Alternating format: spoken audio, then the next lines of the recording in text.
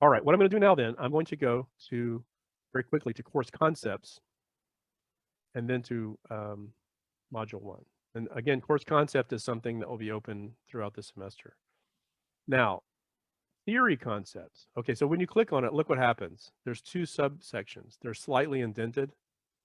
There's three: theory, writing, and technology. I kind of broke them down into three different things so that the category is not so big. If you click on theory concepts, if there's any theory that I give you that's not really in the textbook or I want to give you more of, it will be here.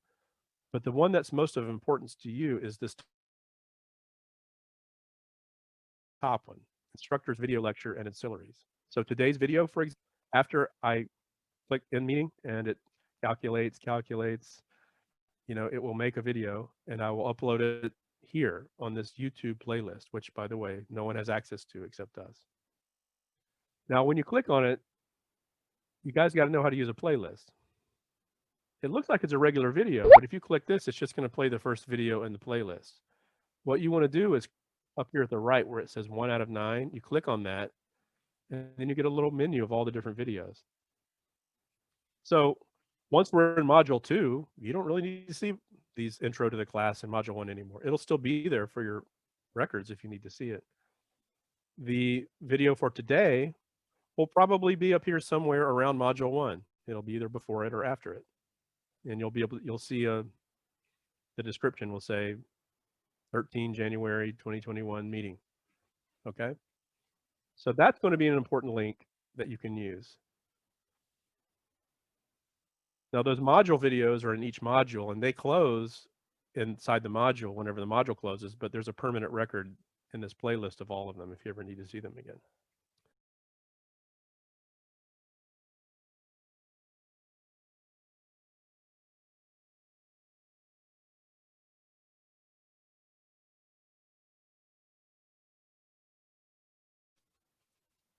Please read this. I'll be like Stephen Colbert. Please read this before you write me. This is about etiquette. Okay. And I know that many people don't mean to come across with a mean sounding letter, or they don't intend to have a negative tone or a curt tone, C-U-R-T, or a abrasive tone or a demanding tone. But sometimes that's exactly what happens. And part of this is, okay, boomer, I get it, right? Part of this is a generational gap thing. Your elders here sometimes don't understand the brevity of the tone. They interpret it as rudeness. Never mind how the problem can cause or anything. You can work around it when you know you're not writing another Generation Z student by just, following these rules. So treat an email to a professor, treat an email to a staff member, at the university or administration, anyone that you need to do business with by email as opposed to texting. And understand that email and texting are two different formats. You probably wouldn't text them. You're probably going to write them an email. Treat the email like a letter. Treat the email like a formal letter, and you won't go wrong. But when you make the assumption, when you presume that you can be informal and don't have to do anything like headings, you don't have to do anything like salutations or valedictions or the date, and you just sort of like use bad, I don't want to say bad, but use incorrect or fragmentary English in your writing, and it looks very informal, then you're not taken seriously very often. You're put to the side. You don't have all the information in it that we need. I'm going to have to get back to you. Then out of the hundreds of emails that professor gets that day, yours is going to get pushed down to be dealt with later while that professor deals with all the ones that he can deal with, right? And then you're going to probably get a letter back that says, I need more information. Who are you? What class are you in? What are you talking about? Please be more specific. Click.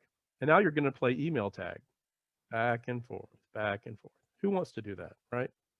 The professor doesn't want to do it, and neither do you. Get it all right the first time, is my advice to you. So look at this information. Understand what the block format is. It's a business, like a business letter, where you flush everything to the left. But you basically have all the components. I even going to give you a model here, right? You do put the date. Make it easy. Don't have to look around depending on the form you use. Put a salutation. Write who you're write to. Understand who they are. Don't send a letter to all your professors. Dear professors, I missed what did I miss? Click. Got so many students that do that. They don't usually get replies. It's so impersonal that you get an impersonal reply, which is no reply. Take the time to write that particular professor. My name is so I'm in your class. This is your class. Don't say I'm in your English class. If you write to an English professor, it's all he teaches is English classes. That doesn't mean anything. I'm in your English 122 class. Doesn't mean anything. I could be teaching 3 sections of those. What section are you in? Don't make me have to do research. If you have to make your professor do research, you're going to get pushed down, right? No one has to research who you are. Just do it for them. I'm so-and-so. I'm in this class in this section that meets online at this time on these days. Ah, got it. Now I know which records to look at, right? Here's my problem. Tell me what your problem is. Here's what I've done to try to solve it, right? This is why I can't get it solved. Can you help? Right? So kind of look at this information. Use a valediction. Sign off correctly, kindly, respectfully. Yours truly, whatever you got to do, and then put your name. It might be nice if you create a little header in Outlook that's on your name automatically now. This is kind of like your job training. Are you in any clubs? Are you the president? You can put that as a line underneath. You're a secretary for, a sorority or something. Even if you're just putting psychology major, that's something, undeclared major, freshman, declared major. It's at least something, and it helps the person identify who you are. Okay, keep professional is the thing. All right, and then I have all kinds of information here about that. So let me know what you've done. Let me know what the problem is. State why you're writing. Let me know what your problem is. What have you done already to try to solve the problem? And then after that, we'll have more to work with. So I give you some examples of good ones, unacceptable ones. I mean, these are kind of typical. Sometimes I get stuff like this. Hey, what do we do on Tuesday? Click. Who are you? I mean, there's so many questions here. You see what I mean? But that's actually the kinds of emails that I still get. Mr. Turner, I slept in. How many personal days do I have left? I have you on Friday. Send. Now the teacher has to research you, right? Who are you?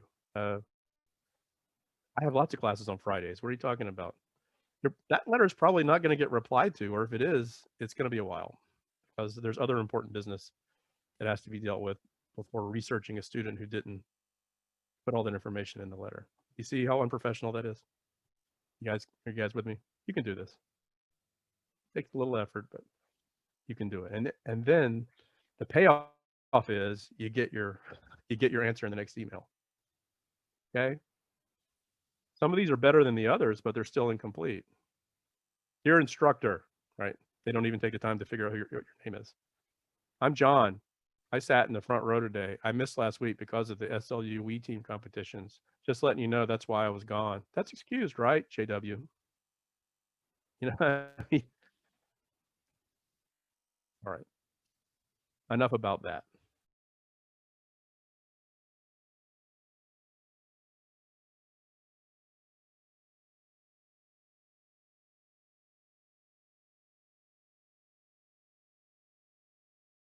Under content, under course concepts, you have a couple different options. Choose writing concepts, and then you'll see it immediately. This is the see it method of paragraph writing.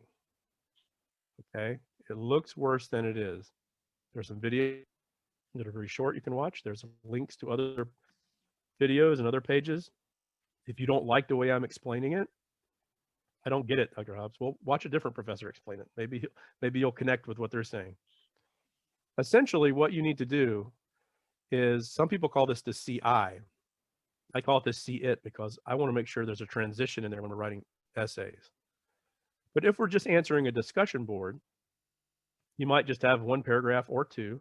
It might not as an essay. So you might just have some paragraphs. So at least use SEEI. State you've heard of.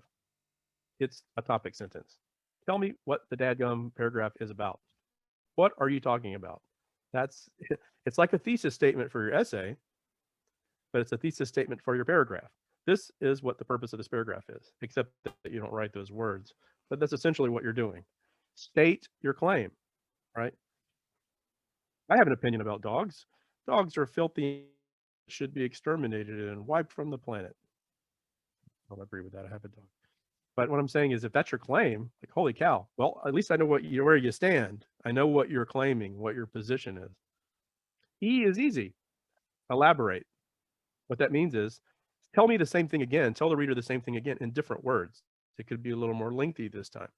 Be sure they understand. What I mean is, what's meant here is this: canines, mammals of the order canine, are in fact ridden with germs and disease, cause the destruction of mankind, and therefore should be eliminated.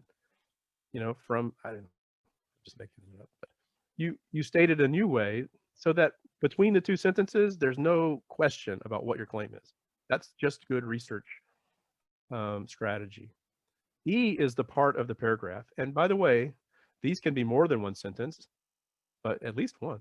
The exemplify part. This is the part where you bring in examples, where you illustrate, or you bring in examples telling us why that's true. Now, if it's something personal, there may not be textbook evidence and quoted passages to bring in here, but you can still bring in anecdotes, examples from your past, from your personal history. This is why I think this is true. This happened to me once. Here's something, blah, blah, blah, right? You can still do that. It still goes in there. You have to back up your claim. I believe this, or this is why this is true. Okay, in some form or fashion, this is where you present your evidence. You just made a claim. You can't just say that and not back it up, right? And then the illustrate part is where you connect the evidence to your claim. Don't make the mistake. Don't make the assumption that your reader makes the connection, can connect the dots on their own between what you claimed was true and what evidence you gave for it. Your claim might be laptops are bad for people and they really shouldn't be using them. Statistics show that Florida has so many cases of COVID this month, and China has this many. The end. What? That's what I'll be saying. You just gave me some data, but it doesn't seem connected to your claim.